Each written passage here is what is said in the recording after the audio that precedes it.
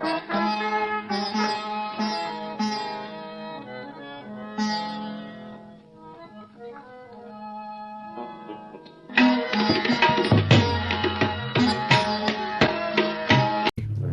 ملاقات ہوئی تھی تو آج اس طرح کی بات ہو رہی تھی کہ شریعت طریقت اور کچھ ایسا لگا کہ مایوسی طاری ہے.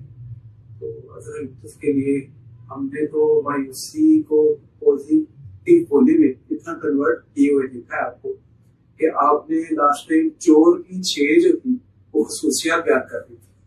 تو اس میں سے اگر کچھ بیان ہو تو میرا موٹیویشن لیول بڑھ جائے گا کہ ہم تو چور کی بھی خصوصیات جانتے ہیں. کتے کے متعلق کہا جاتا ہے اس میں 8 صفات مومن کی ہوتی ہیں، اور نجس صرف اس لیے ہوتا ہے کہ اگر کتا کتے کا ویری نہ ہوتا تو کبھی نجس نہیں. اتنی صفات. تو چور کی جو ہے نا میں وہ صوفی برکت علی صاحب سے شروع کرتا ہوں، کیونکہ وہ میرا تو میں جو بتاؤں گا وہ تو چھوٹا ہوں، بڑی بات ہے، وہاں سے شروع. صوفی برکت علی صاحب نے فرمایا ہے اس زمانے کے لحاظ سے کہ چور جو ہے وہ مزدور جو ہے سارا دن محنت کرتا ہے تو 1500 روپے کماتا، اور چور جو ہے وہ رات کو چوری کرتا ہے تو کبھی 15,000 کبھی 15 لاکھ لے آتا ہے. یہ اس کو رات کو جاگنے کا اللہ سلا دیتا. صوفی برکت علی صاحب وہ صوفی ہیں جو مکمل طور پہ باشرہ انتہائی باشرہ.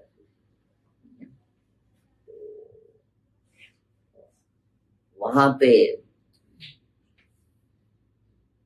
وہ یہاں تک ہے کہ لوگ کہتے تھے ان کے پاس نہ جانا، اتنی بڑی داڑھی رکھنی پڑ گئی، وہ اتنے باشرہ. انہوں نے یہ بات. باقی ویسے میں عزرائیل لطف مبشر سے بات کر رہا تھا کہ وہ جو چور کتب بنا دیا گیا وہ بات ایسی نہیں ہے. چور میں آلریڈی مومن کی کئی صفات ہو، درویش کی چور کے اندر کئی صفات. ایک تو سب سے بڑا اس کا یہ ہوتا ہے کہ چور جو ہوتا ہے نا، اگر آپ اس کے گھر میں جائیں تو دیکھیں گے کہ جو اس نے رات کو چوری کیا ہوتا ہے اگلے دن وہ سارا خرچ کر لیتا ہے. اسے پتا ہوتا ہے کہ جس مالک کے گھر میں نے چوری کرنی ہے رات کو میں پھر چوری کر لوں گا، مجھے جمع کرنی ہے. پورا درویش ہو. پھر پتا ہوتا ہے پھر پتا ہوتا ہے کہ میرے مالک کے خزانے میں کوئی کمی نہیں، آج جمع کرنے کی کیا وقت دی، رات کے چوری. پورا ولی ہوتا ہے. دوسرا یہ ہے کہ ہمیں سارے درویش یہ تعلیم دیتے ہیں کہ تم جب وہ چور جاتا ہے کسی گھر میں، کسی ماہر چور سے آپ پوچھیں تو آپ چور کی کتب ہونے کی ایک بات آپ اور بھی سن لیں. پھر میں اصل موضوع یہ پولیس کے پاس جو کھوجی ہوتے ہیں، جب پولیس کے سارے بڑے بڑے پڑھے لکھے افسر تنگ آ جاتے ہیں تو وہ یہ مقامی کھوجی جو ہوتے ہیں نا ان کی خدمات. اور وہ کھوجی کون ہوتے ہیں؟ وہ سارے وہ ہوتے ہیں جو پرانے چور ہوتے ہیں. چور جو ہوتا ہے نا وہ بہترین کھوجی ہوتا ہے. تو اس لیے چور جو ہوتا ہے نا جب وہ ولی بنتا ہے نا تو بہترین ولی بنتا ہے. تو دوسری بات یہ ہے کہ آپ کسی کھوجی سے پوچھیں یا کسی پرانے بندے سے کہ چور جب کسی گھر میں داخل ہوتا ہے چوری کے، تو وہ داخل ہونے سے پہلے ہی نا اس کی ریکھی کر چکا ہوتا ہے، اور داخل ہونے سے پہلے وہ باہر نکلنے کا راستہ دیکھتا ہے کہ اس گھر میں سے اگر اچانک خراب ہو جائے تو بندہ اٹھ جائے اور مجھے بھاگنا پڑے تو باہر نکلنے کا اس گھر میں سے کیا رستہ ہے؟ ٹھیک ہے نا؟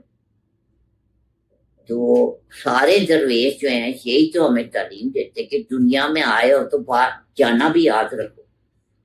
چور کو تو سب سے اچھی طرح یاد ہوتا ہے کہ جی آج آئے ہم تو ابھی جانا، میں نے تو باہر جانے کا رستہ بھی دیکھ کے رکھا. اور وہ یہ بات اتنی سکا بات میں آپ سے کر رہا ہوں کہ اس دروازے کا نام ہی چور دروازہ ہے. کسی اردو کی لغت کھول کے یا کسی اردو جاننا والے سے پوچھتے ہیں کہ چور دروازہ کیا ہوتا ہے، تو چور دروازہ وہ ایک چھوٹا سا دروازہ ہوتا ہے جس میں سے جو شاہی قلعہ بھی جب بنا ہے نا اس میں بھی ایک تو چور دروازہ رکھا جاتا ہے. ایک فصیلیں ہیں اپنی جگہ ہیں اور فوج اپنی جگہ ہے، لیکن پھر بھی اگر شکست ہو جائے بادشاہ کو اور دشمن کی فوج قلعے میں داخل ہو جائے تو کم از کم بادشاہ سلامت کی تو جان بچ جائے نا. تو وہ قلعے کے اندر ایک چھوٹا سا دروازہ رکھا جاتا ہے جو صرف بادشاہ کو معلوم ہے یا اس کے بہت قریبی بولا اور کسی کو اس کا علم نہیں. وہ رکھا جاتا ہے کہ بادشاہ اپنی جان بچا قلعے سے باہر، اس کو وہ چور دروازہ ہوتا ہے. اور پرانے جو بڑے گھر تھے حویلیاں تھیں ان میں بھی ایک چور دروازہ. تو یہ چور کی نا دوسری صفت ہے کہ وہ آیا ہے تو جانے کو ہمیشہ یاد ہے، کسی وقت بھی یہاں سے. اور تیسری تو معمولی سی بات ہے، جیسے ہم کسی دربار میں داخل ہوتے ہیں یا مسجد میں داخل ہوتے ہیں اور جوتے باہر اتار کے جاتے ہیں، تو چور بھی اتنا معتب ہوتا ہے کہ جب جاتا ہے اپنا رزق حاصل کرنے کو تو جوتے باہر اتار کے کو پتہ ہے نرم سے نرم جوتے کی کوئی آواز ہوتی، ننگے پہ جاتے، یہ اتنا معتب ہوتا ہے. تو وہ اتنا ادب جانتا ہے، اتنی درویشیاں سے نظر ہوتی ہے، ایسے نہیں ہوتا کہ اس کو وہ نظر پڑی تو اسے کتب بنا، تو آدھا کتب وہ پہلے ہی ہوتا ہے. وہ درویش کی نظر پڑ جائے تو پورا کتب بنا. تو کتنے لوگ ہیں یہاں پہ جن کو جانا یاد ہوتا ہے کہ آئے ہیں تو جانا. تو جانے کا رستہ کتنے لوگوں نے صرف اپنا جانے کا رستہ دیکھا ہوتا ہے؟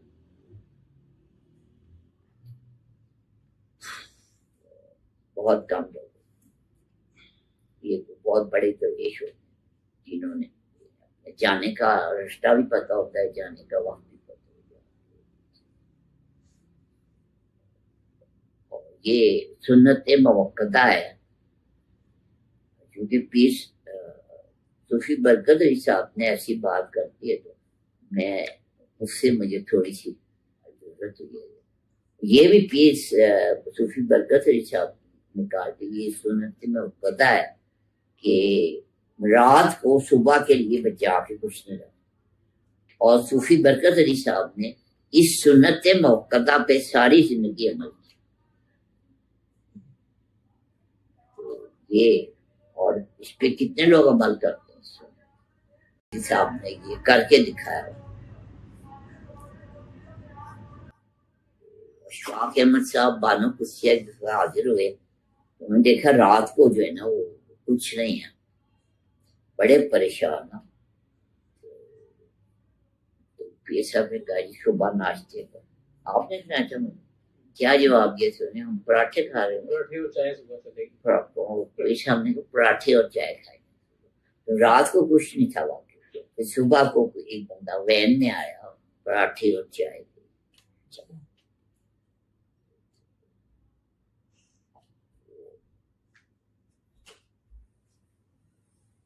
ایک بندہ ہے وہ نواز شریف کے پروٹوکول میں شامل رہا ہے. کہا جی نواز شریف جب صوفی برکت علی صاحب کے پاس حاضر ہوا تو وہ آپ تصویروں میں بھی دیکھ سکتے، وہ آگے آگے جا رہے تھے، نواز شریف پیچھے پیچھے جا، اور یہ کہہ رہا تھا جی کہ لنگر کے لیے کچھ قبول کر لیں، کوئی نذرانہ قبول کر لیں، کوئی زمین قبول کر لیں، کچھ قبول کر لیں. وہ اس کو لفٹ کی اس کی بات ہی نہیں سنی، لیکن وہ بھی پیچھا نہیں چھوڑ رہا تھا، وہ پیچھے چلتا جا رہا تھا اور کہتا جا رہا تھا. تو وہ کہتا وہ جو آفیسر تھا اس نے کہا جی مجھے صوفی برکت علی صاحب سے کوئی دلچسپی نہیں تھی، نہ میں درویشی سے مجھے کوئی، لیکن میری ڈیوٹی تھی نواز شریف کے ساتھ تو میں اس کے ساتھ ساتھ جا رہا تھا. تو میں نے دیکھا کہ جب پیر صاحب صوفی برکت علی صاحب نا ذرا جلال میں آ گئے، تنگ آ گئے، تو ایک درخت کے پاس سے گزرے تھے، اس کے وہ کہتے نہیں اس درخت کو ہلایا تھوڑا سا جلال میں آ کے، تو میں نے دیکھا کہ اس سے نوٹ گر رہے تھے. کہتے ہیں جی نواز شریف کو تو، اس نے کہا کہ نواز شریف کو تو پھر بھی نہیں سمجھ آئی میری اب اتنی بڑی داڑھی. میں صوفی صاحب کا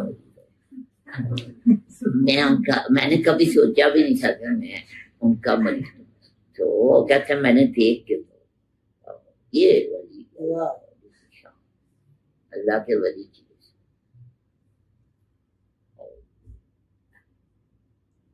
اور ڈاکٹر صاحب آپ نے وہ بات کی تھی نور والی، آپ نے وہ نور والی سرکار کی بات کی، فضل شاہ صاحب ان کے صاحبزادے سے آپ کی دوستی ہے. بابا فضل صاحب جو ہیں ان کی بھی یہ تھا کہ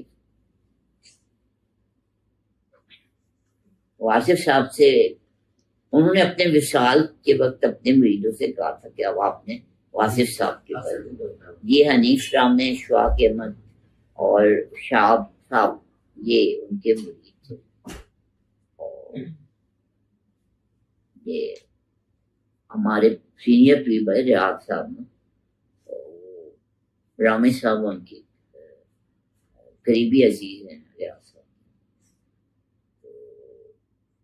وہ بتاتے ہیں، ریاض صاحب بتاتے ہیں کہ میں نے دیکھا ایک دفعہ نا پتہ نہیں شاید گوشت والے کو پیسے دینے تھے، گوشت والے کا بڑا بل ہو گیا تھا ان کے لنگر کے لیے.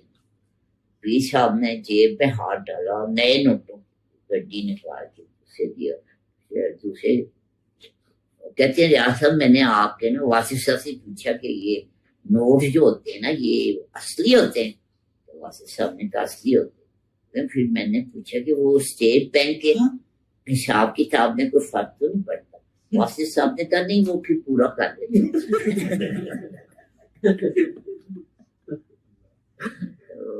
وہ آپ نے بھی سنی ہوگی نور والی سرکار. تو ان کے وہ بھی ایسے ولی تھے، امی تھے، وہ پڑھے لکھے بالکل نہیں تھے، کامل ولی تھے.